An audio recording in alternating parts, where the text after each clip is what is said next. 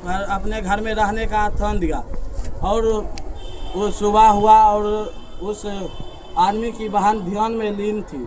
और जब वह लेट से उठी तो उसके भाई ने पूछा कि बहन, हमारे घर अतिथि भी आया है और तुम यहाँ ध्यान में लीन हो, उसके लिए भोजन कौन बनाएगा? तो उसकी बहन कहती है, मैं एक स्वप्न देख रही थी कि एक गांव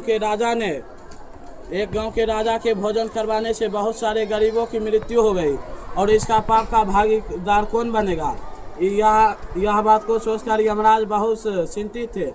फिर दूसरा दिन बीता। फिर दूसरे दिन बहन ध्यान में लीन थी और देर से उठी। फिर राजा जी ने पूछा कि बहन, आप हमें बताइए कि इस पाप का भागी कौन बना? तो वह कहती है कि इस पाप का भागी ना ही राजा बनेगा और ना ही भोजन बनाने वाला हलवाई यानी कि रसोइया।